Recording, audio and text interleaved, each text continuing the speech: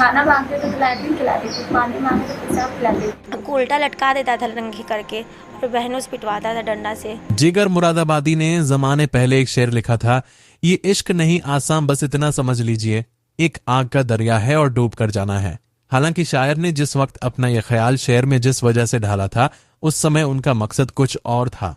उन्होंने उस वक्त ये लाइन उन आशिकों के दर्द का ख्याल करते हुए लिखी थी जिनके लिए इश्क करना किसी चुनौती से कम नहीं होती थी। मगर आज के इस दौर में इसी शेर के मायने बदल गए हैं। कम से कम वाराणसी की अंजू पांडे तस्वीर में जो चेहरा दिख रहा है उससे भी ज्यादा दर्दनाक उस चेहरे के पीछे छुपा उसका दर्द है। ये ऐसा दर्द है जिसे सुनने वाला भी तड़प उठता है। इससे पहले इस चेहरे पर उतर आई दर्द की झुर्रियों की दास्तां हम आपको बताएं। सबसे पहले तो इस मासूम की दर्दनाक गुहार के शब्दों पर गौर करना बेहद जरूरी है। ये अंजू पांडे हैं। अंजू पांडे ने अपने घर वालों की मर्जी के खिलाफ अपनी मनमर्जी से अपनी पसंद के लड़के को अपना जीवन साथी बनाया था।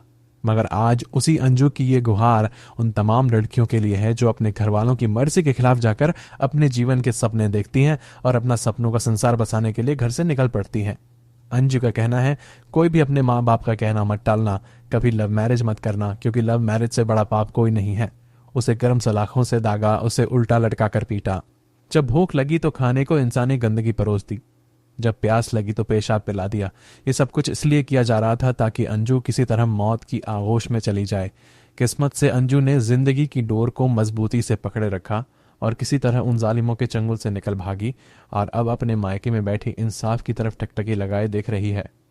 आखिर अंजू को यह कहने की नौबत क्यों आई? ऐसा अंजू के साथ क्या हुआ जिसने उस लड़की को प्यार जैसे पाक शब्द के साथ नफरत करने को मजबूर कर दिया? तो इसकी एक लंबी और दर्दनाक दास्तां है। अंजू की जो हालत आप इस वक्त देख रहे हैं, अंजू हमेशा से ऐसी नहीं थी। उसकी पुरानी तस्वीरें देखकर किसी को भी यकीन नहीं होगा कि ये बेबस और बेचारी सी दिखने वाली अंजू भी कभी बाकी लड़कियों की ही तरह हंसती खेलती और अपनी जिंदगी में चांद सितारों को अपने दामन में समेटने का न सिर्फ सपना देखती थी बल्कि जमाने भर की खुशियों को अपने कदमों में बिछाने का मादा भी रखती थी। लेकिन वक्त का सितम देखिए, सब कुछ कर सकने में सक्षम ये अंजू आज बेबस और लाचार है। इस बेहद खूबसूरत सी दिखने वाली अंजू की जिंदगी उस वक्त नर्क बन गई जब उसने अपने घर वालों की मर्जी के खिलाफ अपनी मर्जी के लड़के से शादी करने का इरादा किया था। उसकी शादी से पहले की तस्वीर और शादी के बाद की हालत को देखकर कोई भी इस बात का अंदाजा लगा सकता है कि इस मासूम ने जमाने भर के जुल्म सहे हैं।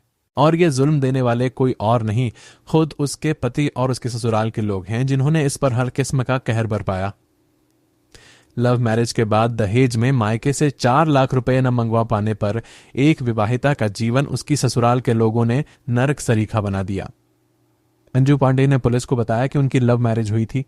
20 फरवरी 2018 को उसने प्रयागराज के रहने वाले संजय पांडे नाम के शख्स के साथ 7 फेरे लिए थे। लेकिन 7 सालों में उसकी ऐसी हालत हो गई कि वो खुद से ही मुंह छुपाने लगी। ससुराल में ससुर कृपु पांडे या सास ऊषा और ननद नंदोई दहेज न मिलने की वजह से उसे न सिर्फ ताना मारते थे बल्कि जो भी हाथ में आ जाता था उससे मारने लगते थे। इतना जुल्म और सितम ढाने के बाद भी ससुराल के लोग अंजू से अपने मायके से 5 लाख रुपए मंगवाने का जोर डालते रहे। खुलासा यही है कि अंजू के ससुराल के लोग जमीन खरीद सकें।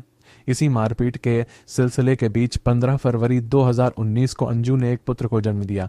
इसके बावजूद दहेज के लिए जुल्म सितम का सिलसिला जारी रहा। उनके पिता ने 1 लाख रुपए ससुराल वालों को दिया तो कुछ दिन तक सब ठीक रहा, लेकिन उसके बाद फिर अंजू पर जुल्म ढाए जाने लगे।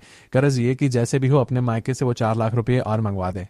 अंजू के शरीर का कोई भी ऐसा हिस्सा नहीं है जहां उसकी ससुराल वालों ने अपने जुल्म के निशान न छोड़े हों। खुद अंजू ने जब अपनी आप बीती टीवी के कैमरे पर आकर कही तो देखने और सुनने वालों के रोंगटे खड़े हो गए।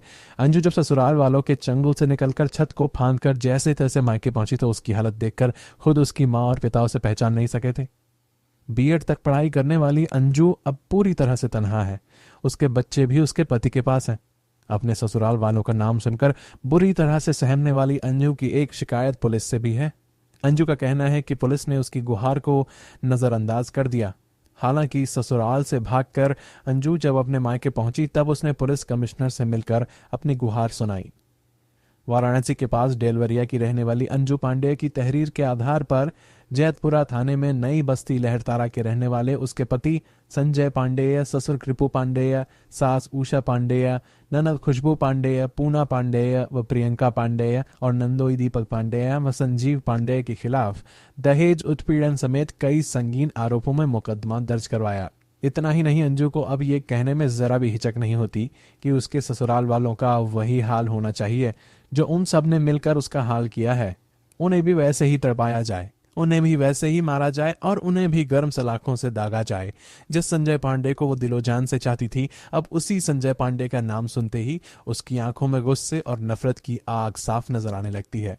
कई महीनों तक अस्पताल में अपना इलाज करवाने के बाद अब अंजू की बस एक ही चाहत है। 26 साल की हो चुकी अंजू के लिए ये जिंदगी करीब करीब नर्क बन चुकी है। फिलहाल उसका एक ही मकसद है कि जैसे भी हो उसकी जिंदगी को तबाह करने वालों को उनके अंजाम तक पहुंचाना, और इसके लिए अंजू लगातार कानून की चौखट पर गुहार लगा रही है। अंजू की मां अब सारा दिन अपनी बेटी की हालत देखकर रोती रहती है। उनकी भी यही गुहार है कि जैसे भी हो उन दरिंदों को सख्त से सख्त सजा दी जाए। इसी प्रकार की सच्ची कहानियों के लिए चैनल को सब्सक्राइब करें।